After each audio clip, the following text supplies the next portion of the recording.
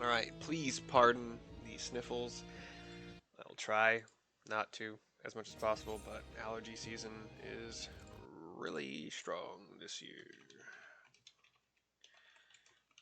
So we are continuing the storyline, Final Fantasy XIV, like Master, like Pupil, given to us by Y'shtola in Limsa. And let's go. As she will be at pains to remind me, I have not paid Master Matoya a visit since returning from the first, but this seems as good a time as any. Come, let us make for her cave. Oh, it's such a long way. Luckily I have those tokens. Sorry, I told you they're gonna be annoying. I'm so sorry. Mileshire's not that far.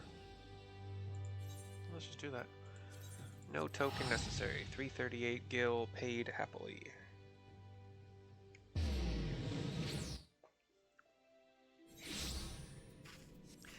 I just got done with my 4th day of tough work in a row, and listen, I'm not gonna try to claim that I can mount, can I? That I work some kind of like really hard labor construction job or road work or whatever. I'm not gonna try that at all. But I do work in catering, which again, I know sounds stupid, but I started at 7 a.m. yesterday. No, 6:30 yesterday, and it's just me and another catering gal who's been at the job longer than I have. We worked our butts off from start to finish, no break, no food. I worked 9 hours and 9.17 hours straight, no breaks, no food, no nothing, because I wanted to get out at a reasonable time to avoid the shitty fucking Nashville traffic after work. On certain exits and kind of merges of two highways can be just ridiculously stupid. And B, oh, I've never gone through this hole before. That's cool, because I've never flown to get here. That was neat. I was wondering why it looked really weird in comparison to all this, like, kind of, not marsh, but little, like, underground, but anyway. I'm so bad at describing shit. Anyway, Tuesday, Wednesday were both hell.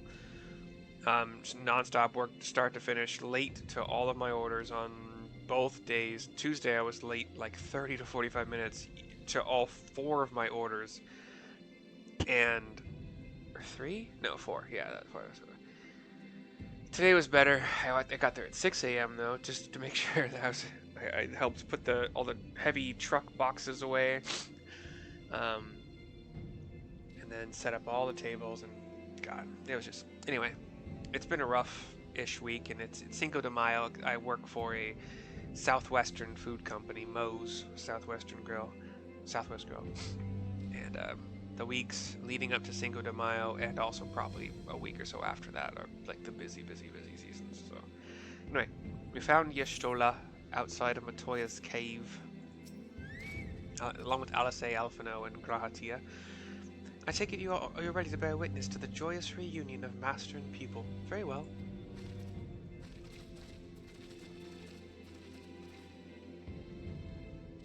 I still can't... cutscene as we walk into the cave. And I still can't do a good job of differentiating Y'shtola in a good way from Alice. Nary a word from you all this time, then you bring every man and his pirogo with you. Did no one teach you any manners, girl?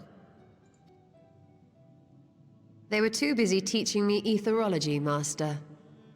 Jesting aside, I wanted to be the one to express our gratitude. I am told you spared no effort to sustain our bodies while we were away. And for that, we owe you our lives. Thank you. You were gone so long, I was starting to think you'd set your heart on staying.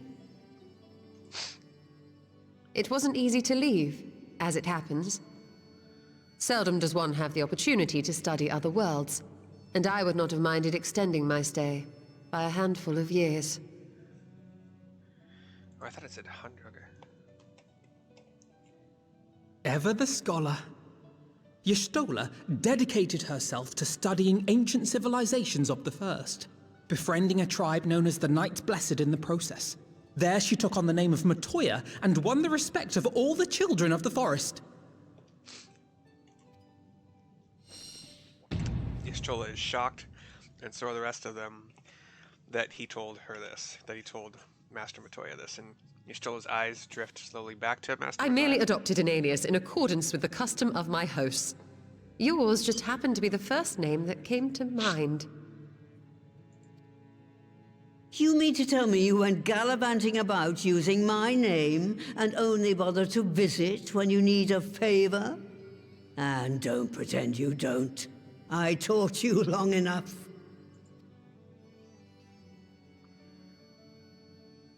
Alice shakes her head at Alphino. Like, what? Indeed. And devoted pupil that I am, I could not fail to recall my master's sage advice.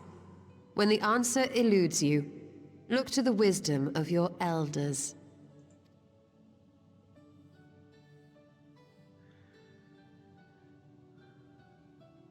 You there. Were you going to introduce yourself? I believe she's talking to Graha.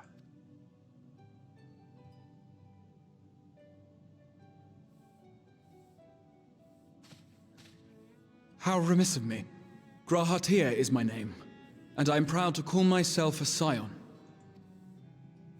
I too wish to offer my gratitude for your invaluable aid in sustaining the Archon's bodies, as well as my apologies. It was my inexpert summoning spell which endangered their lives in the first place.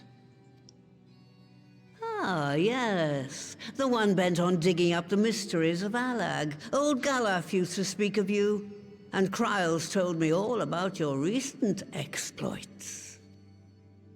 Do you have a bad back or something? At ease, boy. Whatever mess you've made, I'm not in the habit of dwelling on the failings of the younger generation. You are too kind. I've also heard much and more about you, Master Matoya. 'Tis an honor to finally make your acquaintance. Well, that's more than enough pleasantries for anyone. Tell me what you want. I haven't got all day. Something tells me she really does have all day, though.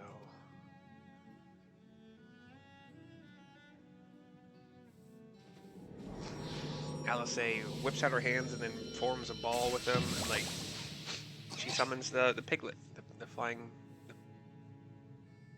What are they called? Porksy. There we go. Cutscene goes black.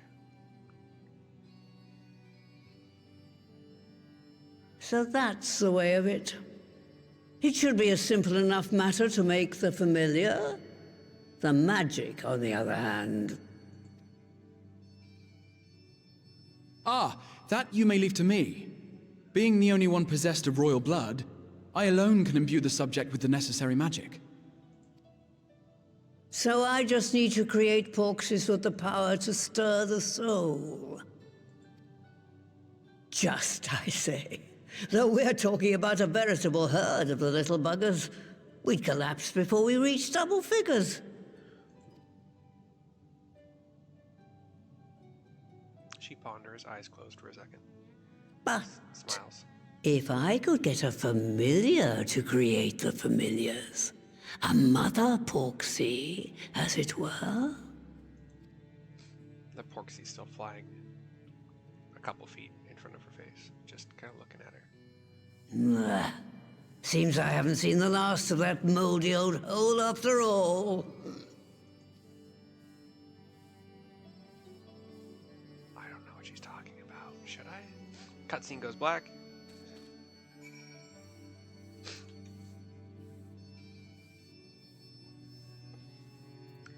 Why is somebody gently patting me, and where are they?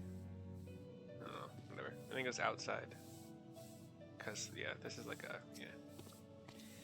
Alright, off to my old work. I can't do her voice. Off to my old workshop. Then, everything required to make your familiar is there. That may be, but no one has yet set foot in there since the Exodus. I dread to imagine what has become of it. Oh, there's sure to be a handful of feral familiars and mayhap a monster or two, but nothing to trouble the likes of you. You can consider cleaning up the place payment for my help. Fine, we'll do it, says Elisay. Good girl. Now, if there are no other objections, I suggest you run along to the Maker's Quarter. I'll send one of my pirogos ahead to help you into the workshop. You need only tell him who you are. One can't be too careful after all. Off you go. I don't know what I'm doing with her accent. I can't do old woman. It's never worked out for me. I'm running a D&D campaign with Dragon of Icespire Peak, and I have videos on my YouTube if you want to watch them.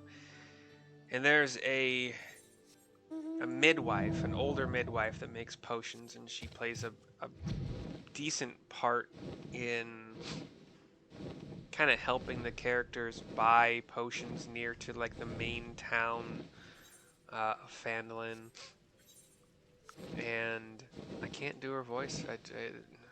Old woman voice eludes me. Which maybe it should. I don't know. The Maker's Quarter. Oh, I'm not flying the right direction. I should have clicked that sooner. Whatever. I've only detoured a little bit. Not a lot, baby girl. Just a little bit.